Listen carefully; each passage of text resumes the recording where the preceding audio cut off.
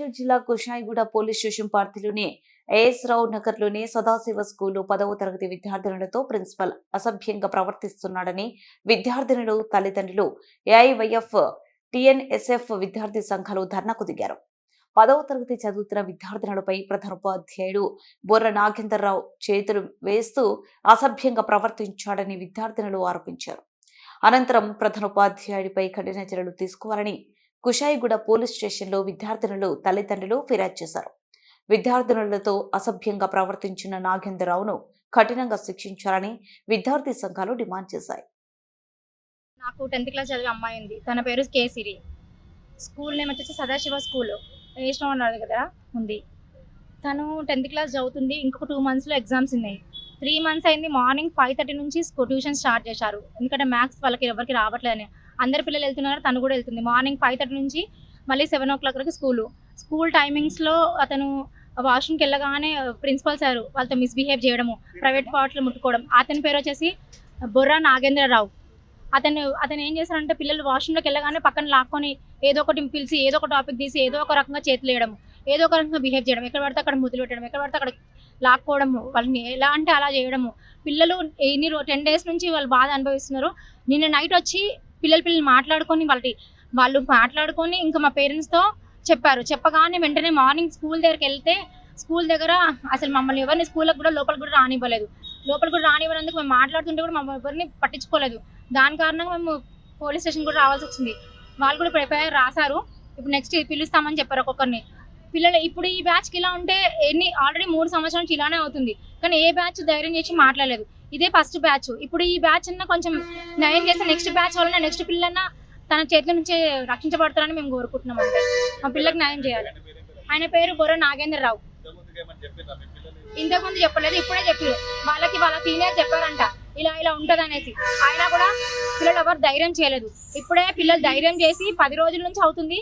చిన్న జరిగినప్పుడు వాళ్ళు పట్టించుకోలేదు. చాలా ఎక్కువ క్రిటికల్గా వాడు బిహేవ్ చేయడం వల్ల, క్రూరల్గా బిహేవ్ చేయడం వల్ల పిల్లలు బాగా మనస్తాపన గురై ఇంట్లోకి వచ్చి తినకపోవడము, పిల్లలు ఎటుపడితే అట్లనే ఉండడము మేము గమనించి అడుగుతూ చెప్పలేదు. నిన్న నైట్ వచ్చి చెప్పినారు మాకు. చెప్పగానే మార్నింగ్ స్పందించి మేము మార్నింగే స్కూల్కి వచ్చాము. స్కూల్కి వస్తే కూడా అడిగితే కూడా ఎవరు అలా కాదు అని చెప్తున్నారు. వేరే తోటి విద్యార్థులను కూడా రానివ్వట్లేదు. వాళ్ళు నిజం చెప్పడానికి కోసం వాళ్ళని కూడా రానివ్వట్లేదు. 6:30 టైంలోనే పిల్లల్ని పిలుస్తాడు. వాష్రూమ్కి వెళ్ళగానే వాళ్ళ వెనకాలే వెళ్తాడు, వాళ్ళని లాక్కొస్తాడు.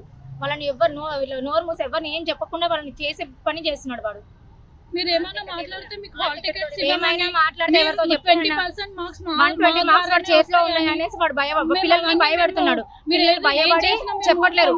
మా ఫ్యూచర్ మేము పేరెంట్స్ కి చెప్తే పేరెంట్స్ చదువు ఆపేస్తారు అని పిల్లలు ఎవరు చెప్పట్లేదు. నిన్న వాళ్ళందరూ కలిసి డిసైడ్ చేసుకున్నారు, ఇంకా మా చదువు పోయినా ప్రాబ్లం. మేము అందరికి ధైర్యం చెప్పాం, మీ చదువు ఎటు పోదు, మేము రాపించుకుంటాం, మీకు జరిగిన విషయాలు చెప్పండి.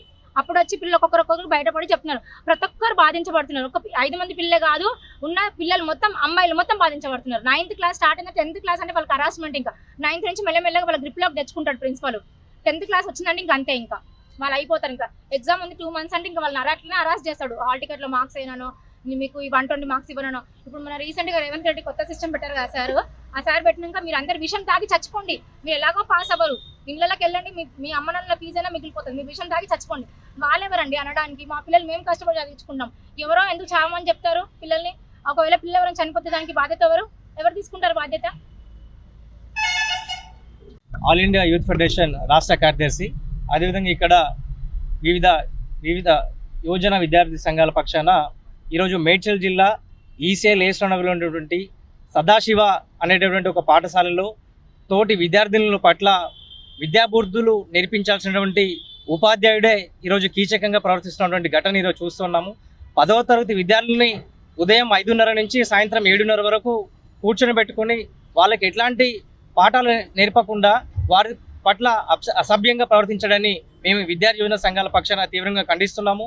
ఈ విషయం పట్ల ఉన్నత విద్యాశాఖ అధికారులు అదేవిధంగా పోలీస్ యంత్రాంగం కూడా నిష్పక్షపాతమైనటువంటి విచారణ చేపట్టాలని చెప్పి ఆ విద్యార్థులతో కీచకంగా ప్రవర్తించినటువంటి ఆ పాఠశాల ప్రిన్సిపల్ నాగేంద్రపై తక్షణమే చర్యలు తీసుకోవాలని చెప్పి అతను అరెస్ట్ చేయాలని చెప్పి మేము విద్యార్థి యువజన సంఘాల పక్షాన్ని డిమాండ్ చేస్తూనే ప్రధానంగా 10వ తరగతి విద్యార్థుల్ని కనీసం విద్యా హక్కు చట్టం ప్రకారం ఉండాల్సినటువంటి కనీస పద్ధతులను ప్రవర్తించకుండా ఈరోజు ఉదయం 5:30 నుంచి తరగతులు నిర్వహించడాన్ని తీవ్రంగా మేము ఖండిస్తున్నాము.